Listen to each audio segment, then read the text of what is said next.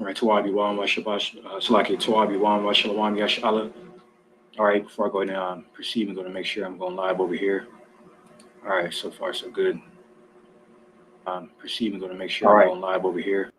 All right, Tawabi Wan Washalawam Yash Allah. Good day and peace be into the nation of Israel. Hamada Mada, so-called Negroes, Latinos, Native American Indians, and Speckled Israelites scattered across the four corners of the earth, including within America, Babylon the Great, and we are the Most High, Yahweh, chosen people of the nation of Israel.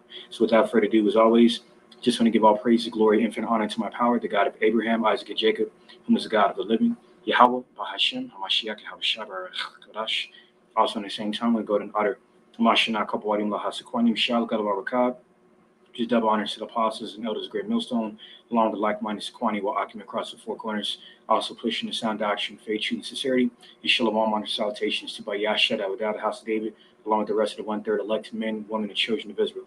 This fellow servant Malak Rayash back at it again with another prophetic epistle within his Harmagadwan update, the biblical war, modelly known as World War III, that's further escalating and brewing and intensifying.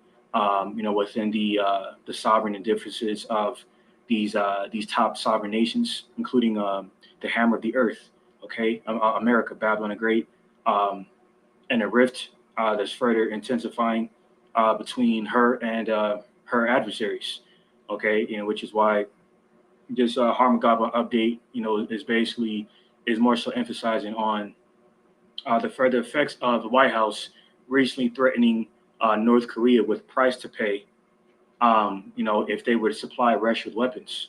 All right, because I'm going to hit my Twitter feed for a second to further expound on that point, and then I'm going to get a one more article and close it out with some precepts. Um, Slovakia.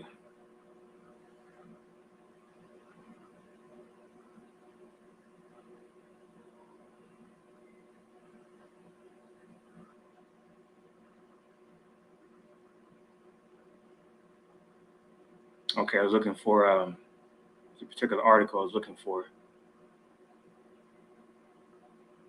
Yeah, but anyway, going and I'm going and go to the first article on AlJazeera.com. It's entitled "North Korea would pay price if it supplies Russia with weapons."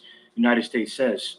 White House advisor says Russia North Korea arms negotiations are actively advancing, warns Pyongyang against deal. A top White House official has said North Korea would pay a price if it sells weapons to Russia for its war in Ukraine, after Washington warned that Pyongyang was in talks with Moscow about a potential arms deal. U.S. National Security Advisor Jake Sullivan said on Tuesday that the U.S. believes the negotiations between North Korea and Russia are actively advancing. You're goddamn right, because they're another BRICS ally. Okay, they might not they might not officially be in BRICS, but they're definitely an ally to China, big brother China, who's at the head of the BRICS union along with Russia. All right, and they have a mutual understanding that America, all right, is a thorn in their side in terms of a threat to their sovereignty. Okay, through geoeconomical warfare, through tariffs, through sanctions, okay, and so forth.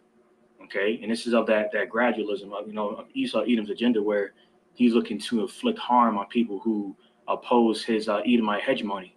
Okay, it's essentially this New World Order agenda.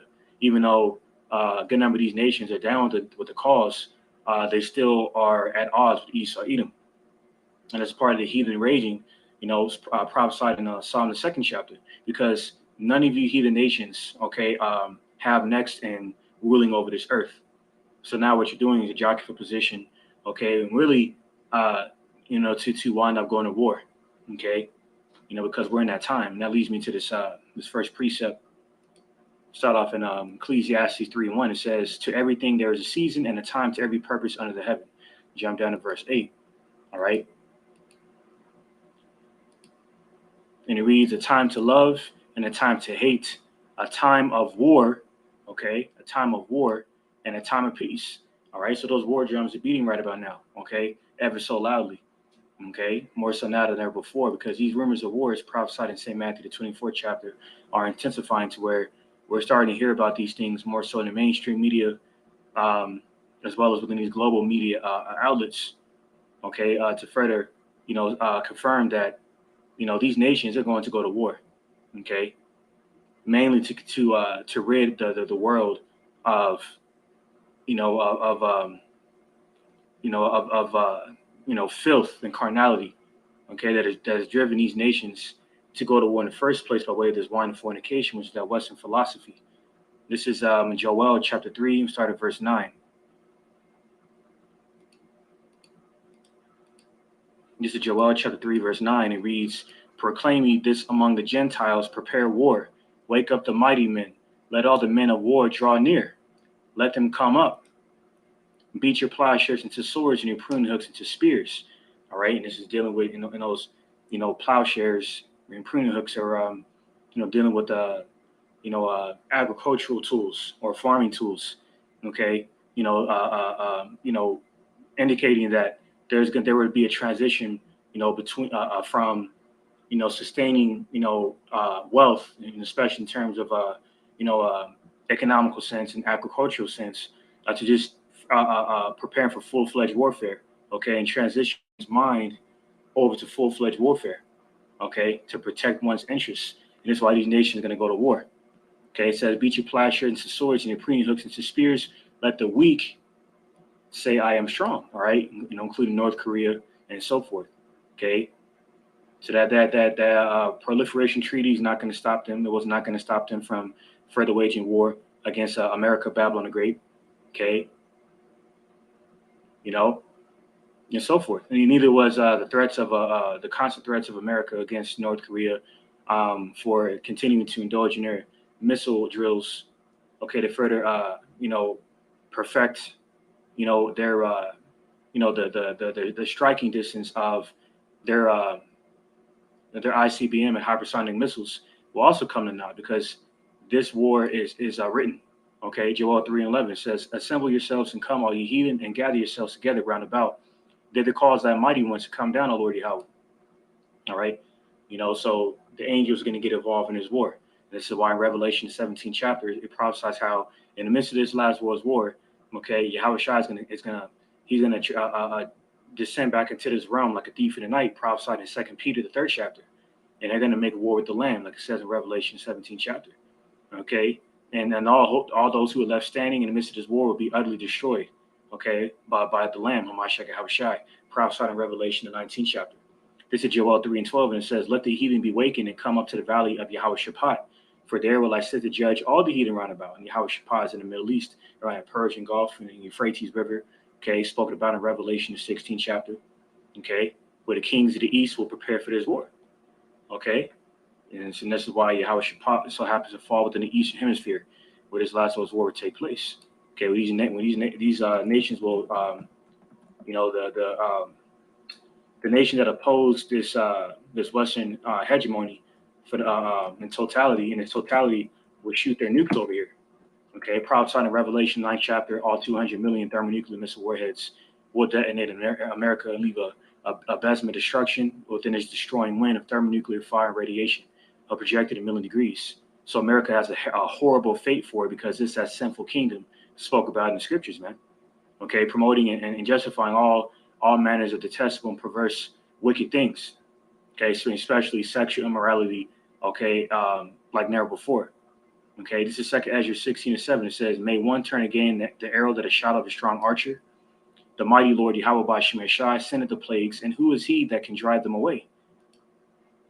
A fire shall go forth from his wrath, and who is he that may quench it?" Okay, verse 10, "He shall cast lightnings, and who shall not fear? He shall thunder, and who shall not be afraid." It reminds me of that scripture, 1 Samuel 2:10, where it speaks about how the Heavenly Father will thunder upon his enemies. And this is how he's going to do that. Okay, verse 11, "The Lord Yahweh by Shemeshai shall threaten, and who shall not be utterly beaten to powder at his presence." Okay, because of the temperature of this thermonuclear heat and radiation is going to be so severe, if it projected 1,000,000 degrees, that is going to melt those who will be consumed in this lake of fire, the second death. Okay, especially those who takes the chip, the mark of the beast. Okay, and that's why the book of Zechariah speaks about how their eyes shall melt away in their sockets, and their tongues in their mouths, roughly paraphrasing. So it's going to be a terrible fate, for those who would, take this mark of the beast, and those who indulge in his war. This is verse 12 here. It says, "The earth quaketh, and the foundations thereof, the sea ariseth up, with waves from the deep, and the waves of it are troubled, and the fish thereof also before the Lord Yahweh by Shem and Shai, and before the glory of his power. And the foundation, the earth is going to quake due to, spoke about in Isaiah 24 chapter, due to the impact of these thermonuclear missile warheads, removing the tectonic plates from underneath the earth. All right, causing the earth to shake violently. This is verse 13. It says, "For strong is his right hand that bendeth the bow; his arrows that he shooteth are sharp and shall not miss when they begin to be shot into the ends of the world." Okay, and that's why they call these ICBM missiles intercontinental ballistic missiles, traveling from one continent to another. Verse 14 says, "Behold, the plagues are sent and shall not return again until they come upon the earth. The fire is kindled and shall not be put out till it consume the foundation of the earth," which is wickedness, evil. Okay, predicated off of so-called white supremacy. Okay, including which is an ideology of death, promoting beast, promoting sodomy. Okay, harlotry. Okay, pride. Okay, sexual immorality like never before promoted, and so forth, like bestiality in about 7 and 10 different states. So this place is getting ready to be destroyed. The foundation of evil, that wicked covering cast, which is through the hammer of the earth, America. Okay, it's leading to the last article on UPI platform, and it says U.S. military launches ICBM and display of nuclear forces readiness. It says, and it's reported yesterday, the 6th, says U.S. military on Wednesday launched an unarmed Minuteman III intercontinental ballistic missile (ICBM) from California in the display of the U.S. nuclear forces readiness. The Air Force Global Strike Command launch was successfully carried out at Vandenberg Space Force Base at 1:26 a.m. All right.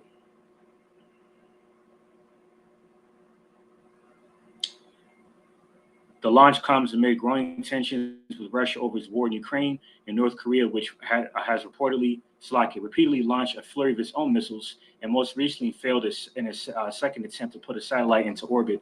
On Sunday, North Korea's state-run Korean Central News Agency reported that Pyongyang has simulated a tactical nuclear strike with mock warheads. Okay, and a warning to the U.S. of its nuclear capabilities. So this is a part of the Joel III chapter, for the coming to fruition, where weak is saying they're strong. They're no longer afraid of you devils anymore. Because this is not 1945, where you attack the Ammonites and put about 10,000 of them to death. Okay, through your atomic weaponry, which is what, fat man, little boy, whatever. Okay, but now these other nations have these capabilities. Okay, so it's going to be an all-out war, and the only victor would be Hamashiach and Hawashai. Okay, his angelic army in the elect in his last world's war. Okay, then this paradigm shift of unrighteous rulership to righteous rulership, all of the armies of your nations will be utterly destroyed in his last world's war. Okay, so yes, I'm gonna go ahead and end it off on that note. And praise is further edifying, exhorting, and comforting to the elect, and give all praise, glory, infinite honor to my power, the God of Abraham, Isaac, and Jacob, who is the God of the living, Yahweh Bahashem, Hamashiach, and Hawashai, Baruch Kodash. Bless me to the spirit to do this video. That above the ball, DTA soon and very soon, due to these end time prophecies kind of pass. Kwam Yasharala, Shalom to the elect. On to the next one.